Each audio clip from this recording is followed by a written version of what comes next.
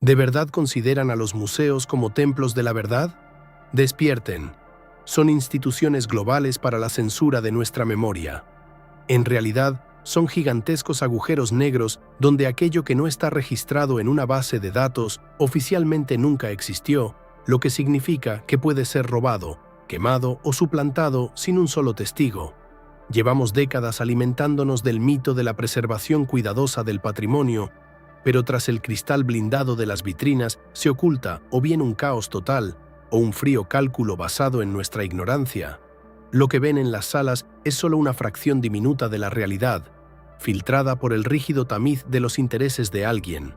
La verdadera historia junta polvo en cajas que no se han abierto en siglos y en archivos que legalmente se consideran vacíos. El sistema está diseñado para que un objeto pueda estar en un estante, pero no exista en el registro. Y lo que no está en las listas no se puede encontrar, no se puede estudiar y, lo más aterrador, no se puede probar su existencia. Confiamos a los museos la interpretación del pasado sin sospechar que se han convertido en monopolistas del derecho a decidir qué debemos recordar y qué debe ser reducido a polvo. Para comprender la magnitud de este fraude sistémico, basta con mirar una piedra diminuta del tamaño de una uña. Este artefacto insignificante abrió la herida infectada en la tesorería más custodiada del mundo, demostrando que robar la historia es mucho más fácil de lo que creen. 2000 tesoros invaluables se evaporaron del Museo Británico y el sistema de seguridad ni siquiera parpadeó. ¿Cómo saquear el edificio más protegido del planeta? Simplemente roba lo que oficialmente no existe. El curador Peter Higgs saqueó metódicamente los depósitos durante 20 años, vendiendo obras maestras antiguas en eBay por el precio de un almuerzo en una cafetería. Anillos de oro y gemas únicas se vendían al mejor postor por centavos, mientras la administración permanecía en un sueño letárgico. Todo el secreto residía en el atraso de catalogación. Estos objetos llevaban físicamente en cajas del museo 200 años, pero nunca se molestaron en ingresarlos en el registro digital. En la realidad de la base de datos simplemente no estaban allí. Cuando un coleccionista investigador literalmente restregó los lotes robados en la cara de la dirección, ellos respondieron con una arrogancia gélida: «No tenemos esa propiedad», y no mentían. Legalmente es imposible robar un fantasma. Los objetos se desvanecían en el vacío porque el sistema solo veía lo que le convenía contabilizar. Pero Higgs es solo un síntoma. La verdadera catástrofe está en las cifras. El Museo Británico exhibe menos del 1% de su colección. Lo que sucede con los otros millones de objetos en las zonas negras de los depósitos no lo sabe ni la propia dirección. ¿Creen que han comprado una entrada a una tesorería? No, han comprado una entrada a la antesala. La verdadera historia está encerrada en criptas de hormigón que se han convertido en fosas comunes para millones de pruebas de nuestro pasado. Las cifras son una sentencia de muerte para el sentido común. El Instituto Smithsoniano alberga 157 millones de objetos, pero a usted, como simple mortal, se le permite ver menos del 1%. El Hermitage esconde el 97% de su colección. El Louvre, generosamente, exhibe el 10%, dejando que todo lo demás se pudra en la oscuridad. No es falta de espacio, es castración informativa. Los museos se han convertido en gigantescos guetos donde curadores autócratas deciden qué parte de la historia es digna de su mirada y cuál debe desaparecer en cajas polvorientas. Millones de objetos pasan años sin ver la luz solo porque no encajan en la agenda actual o resultan incómodos para la cronología oficial. Nos enfrentamos a un monopolio de la realidad. Un puñado de administradores mantiene como rehén el patrimonio de la humanidad, entregándonos solo migajas estériles de su mesa. Pero ese 1% de oro en las vitrinas es solo una fachada. Lo más sucio ocurre allí donde termina la autoridad del guía y comienzan las cajas sin marcar. Si un objeto no se saca de su caja durante años, ¿cómo sabrá usted que sigue allí y que no ha sido reemplazado por una copia barata? Cuando los imperios se avergüenzan de su pasado, no piden perdón, agarran un bidón de gasolina. Patrimonio no se trata de memoria, Es el nombre en clave de la limpieza de pruebas más masiva de la historia de la humanidad. En la década de 1950, cuando la bandera británica comenzó a caer en todo el mundo, Londres lanzó la Operación Legacy. Las instrucciones fueron concretas y despiadadas: destruir todo lo que pudiera deshonrar a su majestad o dar ventajas legales a los nuevos gobiernos. No fue una huida caótica, fue una liquidación planificada de la verdad. Toneladas de documentos sobre torturas en Kenia y redadas punitivas en Malaya fueron quemados hasta convertirlos en polvo, y las cenizas fueron hundidas en los océanos. En Uganda, fardos de papeles fueron arrojados al lago Victoria. Los funcionarios firmaban certificados de destrucción, recibos surrealistas de que la verdad ya no existía. En lugar de archivos reales, se entregaban a las colonias carpetas vacías, llenas de basura neutral sobre compras de arroz y el clima. El sistema de registro contabilizaba su propio vaciado, creando una ilusión de orden donde en realidad se abría un vacío. Pero los imperios cometieron un error fatal. No tuvieron en cuenta que las cenizas a veces saben hablar si se encuentra el lugar adecuado para su entierro. Hasta 2011, el gobierno británico declaraba con rostro de piedra: tal archivo no existe. Esto fue así hasta que se descubrió que en el centro cerrado de Hanslope Park se ocultaban más de 1 millón de documentos que oficialmente no existían en la naturaleza. Este complejo en el condado de Buckinghamshire es un verdadero agujero negro en el mapa de la historia. Cuando los abogados y veteranos del levantamiento Mau Mau en Kenia acorralaron a las autoridades en los tribunales, éstas admitieron a regañadientes: bueno, tenemos unas 8.000 carpetas. Pero la mentira se desmoronó al instante. Detrás de ese patético montón de papeles se encontraba un macizo colosal de 1.200.000 archivos secretos. Se trata de documentos que durante décadas permanecieron en un estatus de fantasmas jurídicos. No figuraban en los catálogos, no se entregaban a los investigadores, simplemente fueron borrados de la realidad. ¿Por qué? Porque contenían protocolos detallados de coacción física y órdenes que habrían erizado los cabellos de cualquier tribunal internacional. Recuerde este mecanismo. La ausencia en el registro protege los secretos con más seguridad que cualquier cerradura. Un objeto o documento para el cual se ha expedido un certificado de inexistencia convierte cualquier crimen en un mito imposible de probar ante un tribunal. 4 generaciones de estudiantes tomaron apuntes sobre estos guerreros como el mayor legado de la antigüedad, hasta que se descubrió que las obras maestras fueron fabricadas por simples estafadores italianos en 1914. En 1915, el Museo Metropolitano de Arte de Nueva York desembolsó una fortuna por 3 gigantes de terracota. El guerrero de cuerpo entero y la cabeza colosal fueron declarados la cumbre del arte etrusco. Los curadores cantaban sus alabanzas, los libros de texto publicaban sus fotos y los expertos callaban con soberbia a los escépticos. Y eso que las pruebas gritaban por sí solas. En el vidriado se encontró dióxido de manganeso que los antiguos no utilizaban, y las propias estatuas carecían de los orificios de ventilación necesarios para la cocción. Cualquier aprendiz de alfarero habría entendido que se trataba de una imitación moderna. Pero la administración del museo mantuvo su posición durante 30 años. El argumento era demoledor. El Metropolitano lo compró y lo verificó, por lo tanto, es auténtico. La autoridad de la marca se volvió más importante que el análisis químico y el sentido común.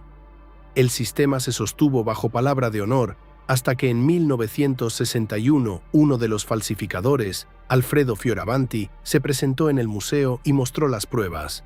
La burbuja estalló, pero en lugar de admitir el colapso de su pericia, el museo aplicó la táctica de la desaparición silenciosa.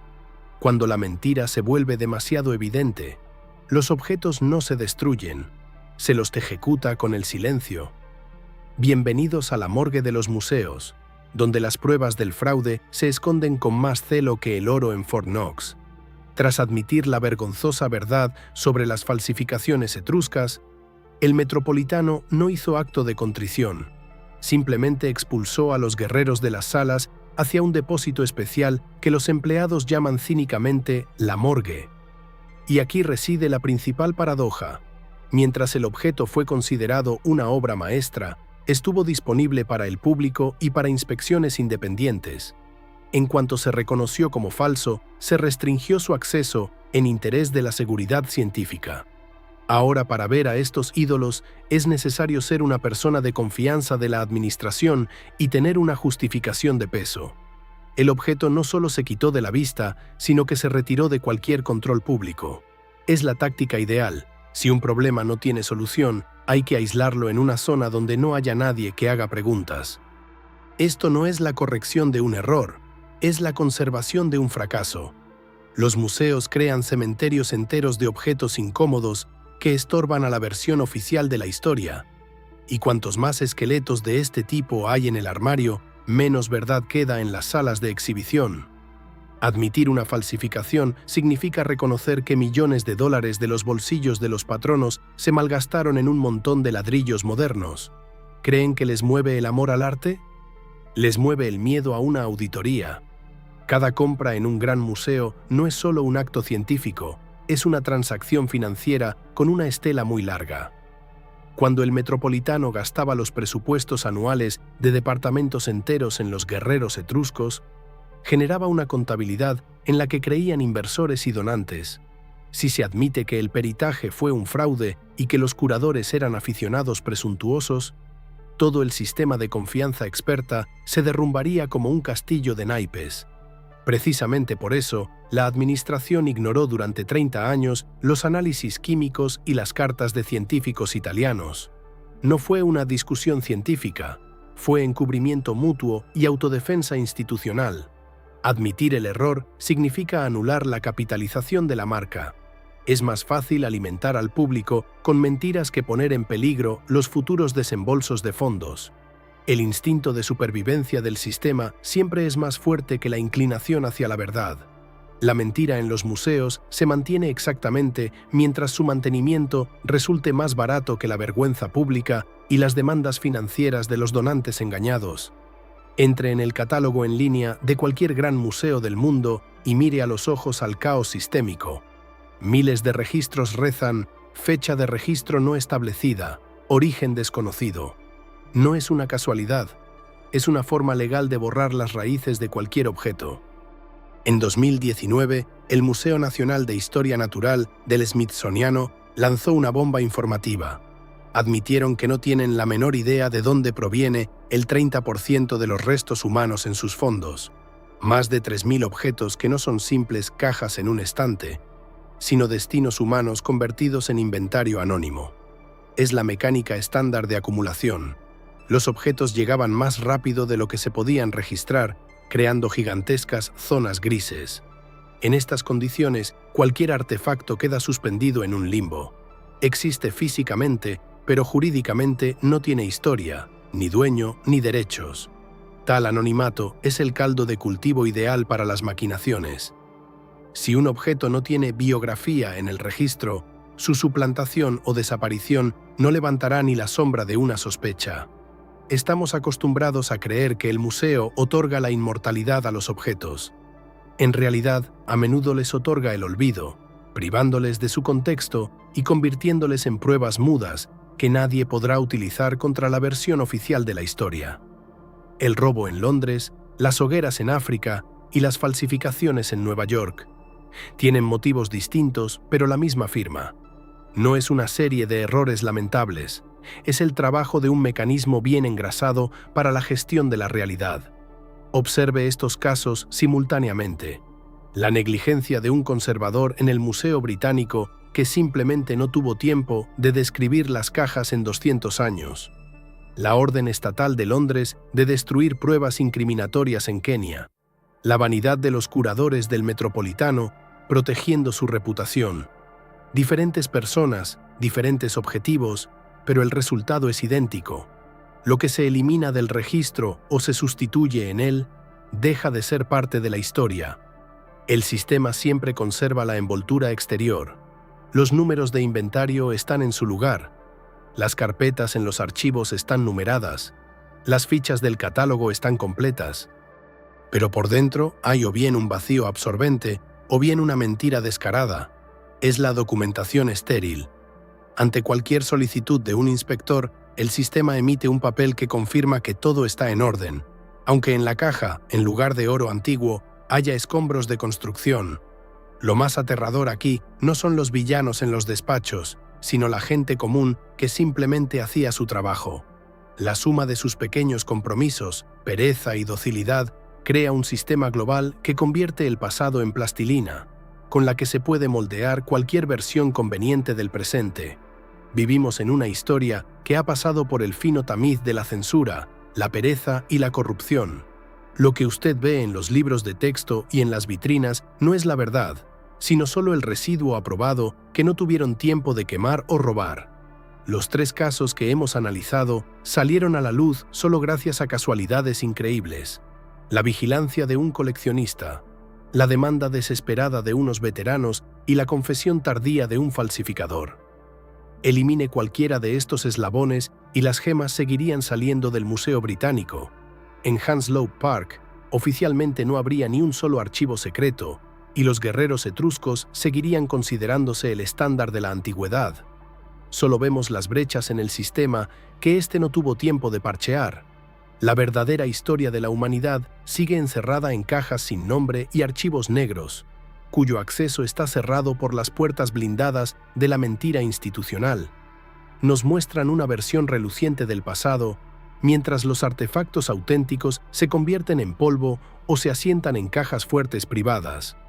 La verdad no está en las vitrinas, está en esas carpetas que oficialmente no existen y en esos objetos que temen sacar de sus cajas durante años.